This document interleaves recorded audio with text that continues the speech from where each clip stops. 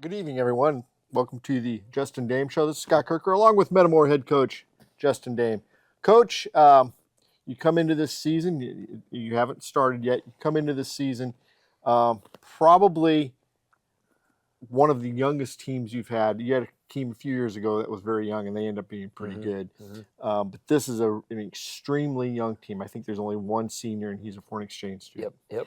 But other than that, they're very young, but very talented. Yeah, definitely. This is my 13th season here at Metamora, and it's the first time we've had less than 2 seniors on the roster. We didn't think we were going to have any until we found out about Thiago, who's helping us out right now as our only senior. So it's nice to have somebody. For sure. You come in, though, it doesn't mean that you don't have some experience. You have Brady Jones coming back from last year, who started every game for you. I think everyone except for the senior night. Senior night, yep. A very good cornerstone of this year's team, but a very talented sophomore class. And then you've got a couple of juniors and one that's returning that was out all last year, but a few juniors that are really going to help you. Yep. It's a really the junior class specifically, but also the sophomores. But speaking to the juniors first, they're a very cohesive group. They're all good friends. They all get along, hang out, play the game right. They share the ball. They're not selfish players. They all play hard. They all care about defense. They rebound. They're a fun group to be around. And then the sophomore class, very similar. And a lot of them played together at Metamore Grade School, won back-to-back state championships. So they've been in a lot of big games, a lot of big game experience.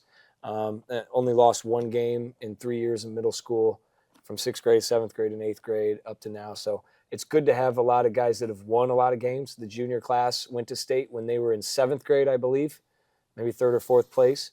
And then turn around the next year in 8th grade, they got beat by the Metamore Grade School team that ended up going to state with Zach Bourne and Brady playing up and those guys. So it's good to have experienced guys that have played in big games, that have been playing together for a long time. Talk a little bit about those juniors and Zach Bourne, Logan Vasquez, Briggs Busey, Gavin Geyer. Gavin Geyer. So you've got a nucleus of some kids right there that are very good, and that helps because they become kind of the seniors on the team, even though they've all got another year left. Yep. And some of those kids have got a lot of varsity time, and they're only juniors. So that's going to help you. Played a lot of minutes last year together in every JV game. Even as freshmen, a lot of them played in JV games. They were with the varsity all year, practicing with those guys all last year. Got to see Matthew Zobrist, and Jake Walker, and Ashton Greaves, and Jonah Funk, and all those guys. Competed against them every day. Most of them were on the scout team, so they were the guys that had to guard them and had to try to give us a realistic look, getting ready for whoever we were getting ready for. And now it's their time.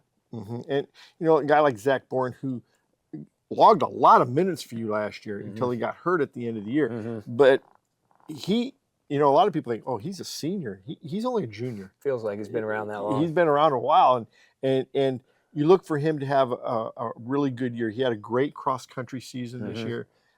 He's a really good cross-country runner. So, but that's a different type of conditioning than it is for basketball. But, a guy like that can be invaluable to a basketball team, a guy that's had success outside of basketball and comes into basketball and kind of, he's not used to losing. Oh, for sure. I mean, he's been a stud runner since he was in middle school, right? We've watched Zach play 7th and 8th grade over at Metamore Grade and knew the potential he had on the basketball court if he stayed with it. And we're really fortunate that he's wanting to be a 3-sport athlete for 4 years and wanting to play basketball as well as run. And like you said, it takes a little bit of an adjustment for him. He's used to just straight line running in cross country. He might turn a little bit, but there's no cutting, there's no stopping, there's no defense. You're not guarding anyone, so it takes a little bit, a week or week and a half. But Zach's really come on the last few days. You can see he's back to his old basketball Zach, where he's just crashing like crazy, getting rebounds, getting loose balls, finishing around the basket. He's just a magnet for the basketball sometimes. And the other guy that I really like in that group is Logan Vasquez, probably going to be your point guard. Last year, I thought at the JV level when he was a sophomore, he was outstanding. When you needed a bucket with that group, he got you a bucket. When you needed a good pass, he got you a good pass. When you needed him to stop somebody, he stopped somebody.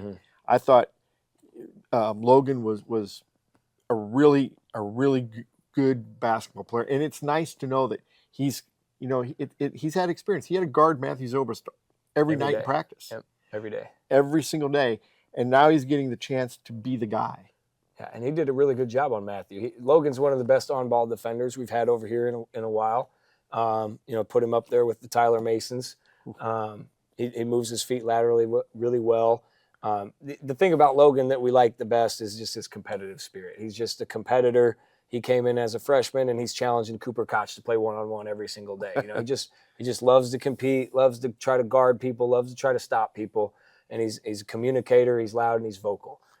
Things that we need when we're lacking seniors right now. And like I said before, he was a pretty consistent scorer. It seemed like, man, he had to have one of the best shooting percentages point land last year in the program. And that's something you're going to kind of have to rely on a little bit this year. Hopefully he can pick up where he left off last year. Yeah, definitely need him to shoot the ball well for sure. One of the other guys I thought in your scrimmage the other night was Briggs Busey. He had an injury towards the end of the summer. Yeah. And I assume it looks like he's pretty healthy now. Yeah. But it looks like there's another guy that can score for you, whether he's in the starting lineup or coming off the bench or whatever. He's a guy that can come in and for the first time in, man, a long time, you have some points that you could have come off the bench if he's a bench guy. As a starter, he could be a starter and score some points for you.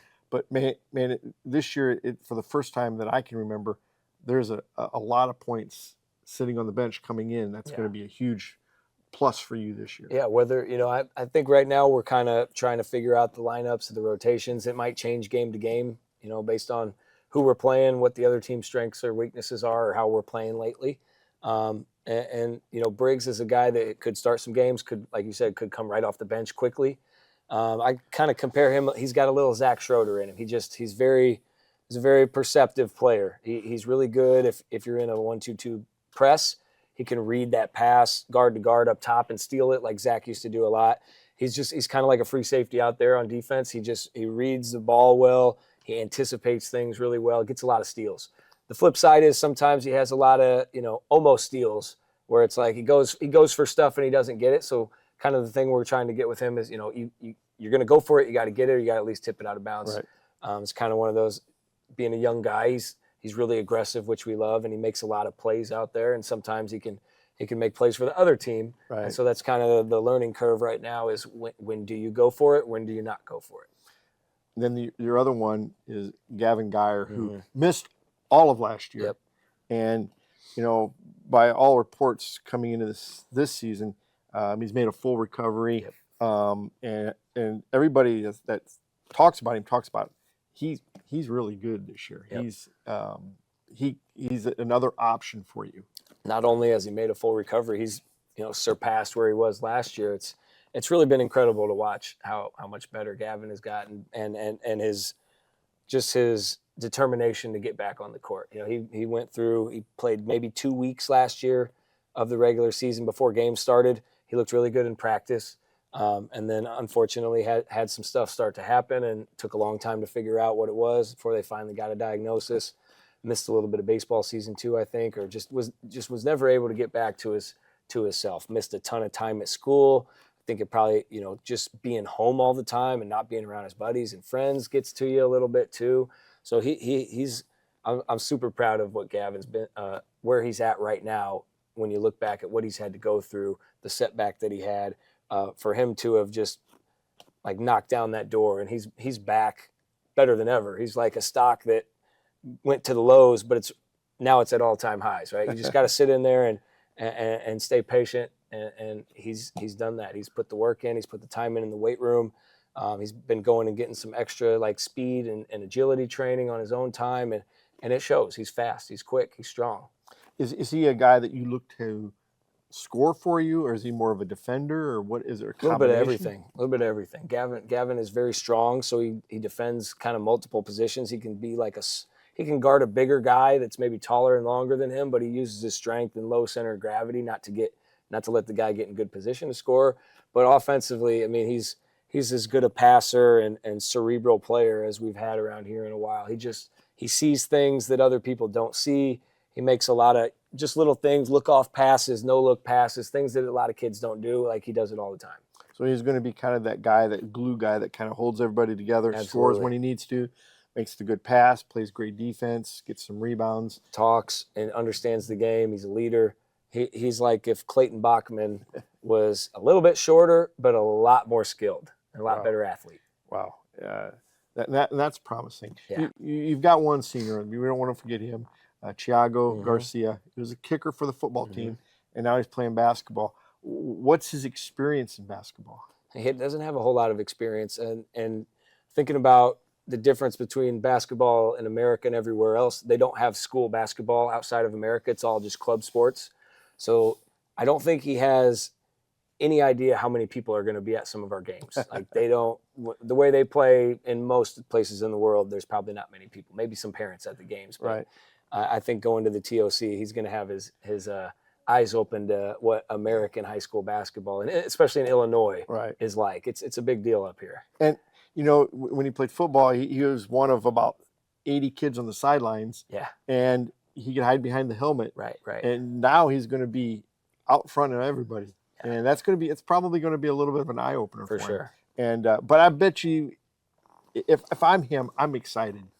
I'm sure he's heard that it's going to be crowded. Those games in Washington, Yep. You know, we're close. And when you play in the TOC, we're going to be playing. We'll talk about that in the second half. But, there's going to be a lot of people that are going to come and watch, because Metamora is now a kind of a marquee name, and people not just from Metamora but other places in the conference are going to come watch that game no matter who we play. And I think that's going to be it's got to be a little bit intimidating probably for somebody who's never experienced that. But now you've got some sophomores. You've got what, 5? Is it 5 sophomores, or is it 4? 6 or 7. We got Adam, Ashton, Brady, Colin, Sam. Who am I leaving off? Cam. Is that 6? That's 6. Let's start with Cam. Tell us about him. Cam has grown probably 3 inches since last year. Cam Beekman's grown about 3 inches since last year. He's almost 6'6", 6'8" wingspan. So, you know, we think he's definitely going to keep growing and growing into those arms, and he keeps getting stronger. I think he's put on 35, 40 pounds since August of last year when he came in and we first weighed him. That's a shame. He eats a ton. He lifts a ton. He just keeps getting better and better. He's got a really high ceiling, a lot of potential in Cam. He's gonna do a lot of good things for us this year. He rebounds the ball really, really well. He does a great job of just getting the ball at his high point of his jump. He times it really well. You'd think like a receiver tight end type that just goes up and gets it at the right time before other people can get to it, and hangs onto that ball. He's good at finishing with both hands. He's a really good passer, and he's a really smart kid. Had a dunk in the scrimmage the other night. Yep. And then the other one, Zach. 2, I think. He might have, yes. And then you have Zach Taylor. Ashton Taylor. Yes, my bad. Ashton Taylor, a guard. Yep, 6'1" guard, really, really good ball handler, really good driver, really good passer, can do everything. Has continued to get more athletic and more explosive since last year. I think you're going to see a ton of him running the show on the JV team and then playing some minutes for us with the varsity team as well, because we just don't, with all these sophomores playing up, we don't have a ton of guys in JV, so some of them are going to have to play, and it's nothing new for us. We've always played guys down that are able to play at that level still, because we feel like, and especially with Cam, I think this is going to be the biggest year for Cam's development, is playing the JV team and, you know, trying to dominate at that level and gain the confidence and carry that to the varsity level this year, but really more so for next year. I think we can see what Cam can do with kids his own age now, what he's going to be doing in the future. And it's nothing to be ashamed of, because Drew Tucker did it, Tommy Hall did it, Zach Schroeder did it, Brady Jones did it last year. Yep, yeah. So you've had a long list of success stories by doing that. So that's the nice thing, being able to do those things. Yeah. The other, Sam Koch is the other one of the other guards. Really, really good. It seems like every time I see him, he's grown an inch. And he's not Cooper size yet, but he's getting there, and it's a different skill set A too. lot different player, yeah. Yeah. A lot different, totally different player than Cooper. Not as big, not as long, better athlete, jumps better. He's got long arms for his height. He's just over 6'3" with a 6'5" wingspan and about a 36-inch vertical. He can really get up. So when you combine the jumping and the long arms, he's a little bit like if Ethan Kaiser was 2 inches shorter. Maybe not quite as long because I think Ethan was like a 6'9" wingspan on like a 6'5", 6'6" body. Obviously different haircut, but also just a pure shooter like Ethan, just can really fill it up and get hot and knock down a lot of shots. The difference is he's much better with the ball, much better handling the ball and creating for himself and for others. Whereas Ethan was more like a spot up catch and shoot guy or cut to the rim and get passes. Right. And, you see him in the gym all the time shooting. It looks like he's kind of a very smart basketball player. His basketball IQ's got to be way up there. Yeah. His dad played 10 years as a pro and he's been around Cooper and his dad his whole life. He's a really cerebral, high IQ kid. He's a really hard worker. He's in the gym all the time. Then who else? Colin Morrison. Colin Morrison, yes. That looks like a guy, kind of your enforcer a little bit, a little bit of a Drew Tucker type. Yeah, a lot like Drew Tucker. We've kind of compared him to Drew over the years. Just his competitive spirit, a lot like Logan, just hates to lose, always wants to compete, always wants to play. Is a guy that'll, get in your ear and chirp at you a little bit when he's doing well, like has a little bit of moxie and we really invite that. We love Colin and Logan, how they play off of each other and how intense they are and how well that they can defend at times too. Yeah, last year as a freshman, he was up playing a lot of JV, and it just looked like he was never out of place. It was the lights were never too bright at the JV level. Oh yeah, because he was playing against some juniors and some really good sophomores, and he's a very exciting player to have. Good shooter, can get to the rim. Really he lives in the paint. He's been awesome the first 2 weeks of practice. He got banged up a little bit and had to miss the scrimmage, but nobody can keep Colin out of the paint right now. He just goes by everybody and helps being left-handed is a little bit different. Most people are, it's kind of harder. You got to remember all the time when you close out on him that he's a lefty, but shoots it really well, passes it really well, and can finish. He's a creative player. He's an acrobatic finisher at the rim. He does a little bit of everything. And then I think the cornerstone right now of your program possibly could be Brady Jones. 6'6" now, probably. Just about, yep. Put together, does not look like a 15, 16-year-old sophomore. Just looks, he's put together. He can shoot. There were games last year. He kind of took over. Evanston, he had a great game. Some big plays, dove for a ball, got a Dunlap game in the regional, hit a bunch of threes. He's had some really good games last year. DeKalb, very first game, he had 12 points. Yeah. It was a big-time game. We needed every one of them to win that. And I just thought he was a really solid player as a freshman to come in on a team that had some senior dominance and some senior leadership to come in and be able to gel with those guys and not be afraid at sometimes to play his game. And they had to give them some credit for letting him do that. And there were times last year he could be dominant at times. Very good player. Definitely in the JV games, you saw he'd go in and score 15 points in a quarter or 20 points in the first half, and then get ready for the varsity game. And just doing that helps his confidence out. It helps him, remember that, hey, if I want to score, I can score. Because sometimes you're 15 years old on varsity, and it feels like a struggle constantly. Right. You're 2-3 years behind learning offensive, defensive stuff. So you're trying to get caught up on that end, and then it's just the experience level of playing against those guys and not having played much high school, obviously not played high school basketball before, but Brady wasn't even, he doesn't come in as one of these guys that just plays AAU and plays basketball all year round. Like, he's a multi-sport guy who was more committed to baseball than anything coming in most of his life. Yeah. So he was very raw coming in. He's done a great job of developing his game and getting better shooting the ball, which is something he never really did in middle school. And last year he hit more threes as a freshman on varsity than anybody that's ever been here, not named Ethan Kaiser. For sure. Are we leaving out any sophomores? I mentioned them all. Adam Pavicic will be a JV guy this year, another kid that's grown and really improved his game a whole lot. Really impressed what he's done. He gives the JV team an aggressive defender. Yeah. sophomore, has grown about 3 inches since last year. Long arms, plays really hard worker. He lives in the gym. He's here all the time, and it's like he never leaves. Him and Henry Gunderson and Evan Oberly are in there, probably in there right now after we get done lifting, just getting more shots up and challenging each other, playing one-on-one. It's fun to watch these guys.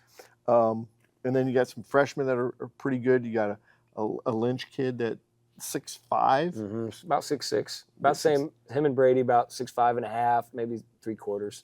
And we'll learn a little more about him as the season goes on. But why don't we take a break? When we come back, we'll talk about your Tournament of Champions, the tournament that you'll be going to here in another week, and the rest of the Middle Illini. Yep. Like, why, Yeah. What's going on here? What else am I not being told? But you go over there and you're going to be playing some really good teams. Yeah. And, even when we've been at our best, I think we went 2-2. That's the best we've ever done. We did it twice. Yeah, did it twice. And, you couldn't start your season off in a better place than that. And you go back over there again this year with your youngest team ever to play in the Tournament of Champions. But I'm pretty certain when you go over there, you're going to be going over there with your team will make Metamore proud. Yeah. You always play hard. You always play tough. You can't control how good these other teams are. And some of these teams will be a lot better than anybody will see the rest of the season. I think actually it's this is our fifth year. We started 1-3 the first year, and we really only won the one game because Kankakee was in the state championship for football, and they're missing their whole team. They had 6 guys. We went 2-2, then 2-2, then 2-2. So this year we only have 3 games. So we told the guys, this is our, we got a chance to be over 500 this year. We win 2 games. It's the best we've ever done there. Yeah. We're in a lower division than we have been. We're in the gray ribbon shootout, which is more younger teams like us that may have a highly ranked star freshman or sophomore, and then there's 1 or 2 teams that have like the kid that's the 7-footer or 6'10" kid that's a senior. But the rest of the team, it's not like playing St. John Bosco. Yeah, that was a tough team. Yeah.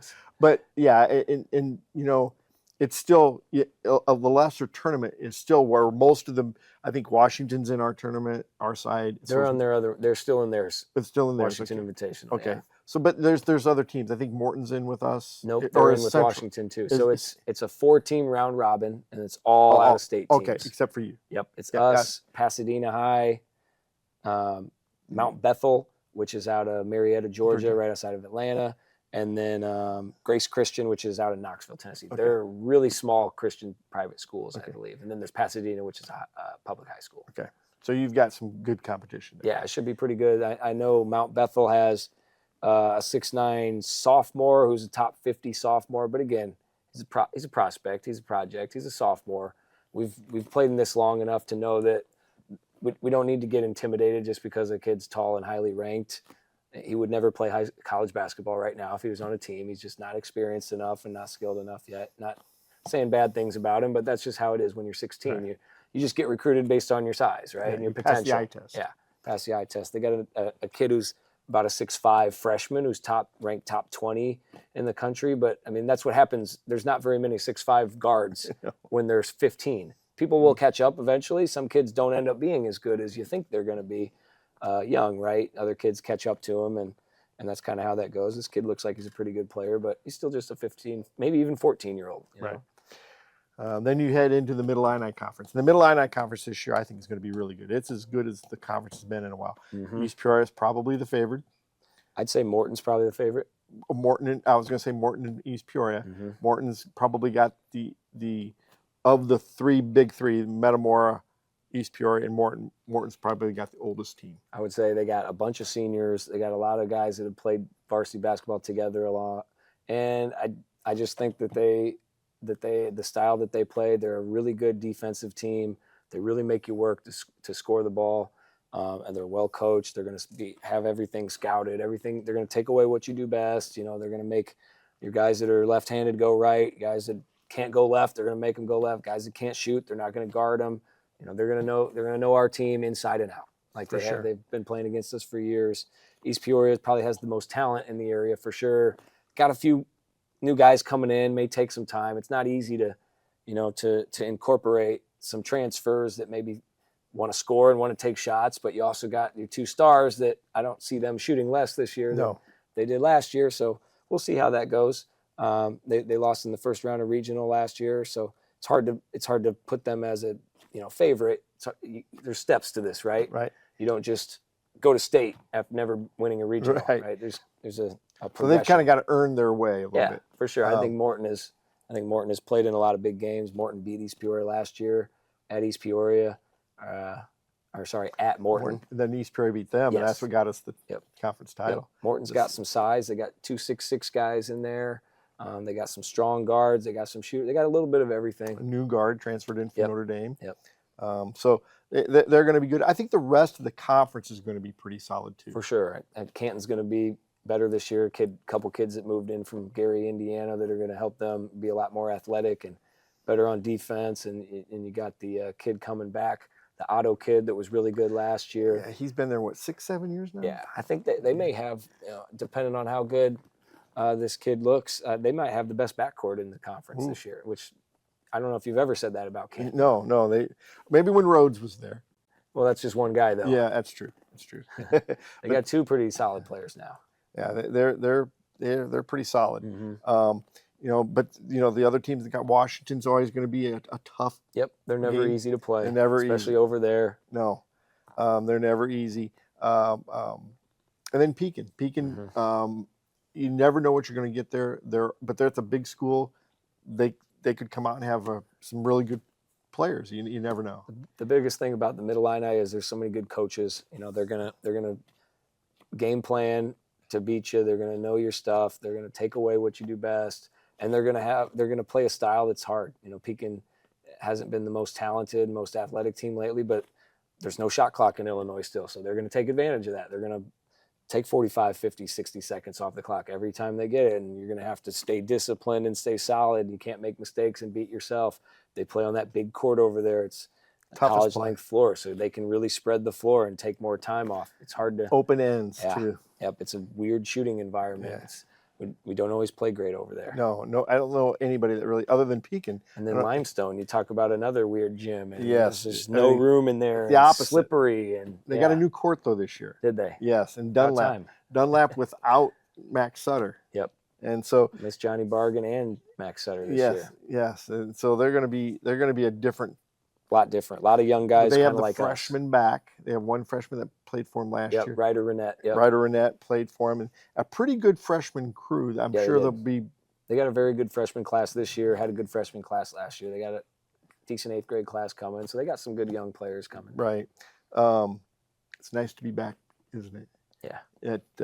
I'm sure this is going to be a little bit of a challenge, but I'm sure it's going to be a fun challenge because you know that these kids are going to be good. At the end of the day, they're going to be pretty good. Yeah, and these kids, it's cool how we've been in the TOC now. This is our 5th year, so these guys kind of have grown up watching us playing and knowing, like, hey, I might be able to play out there someday, right?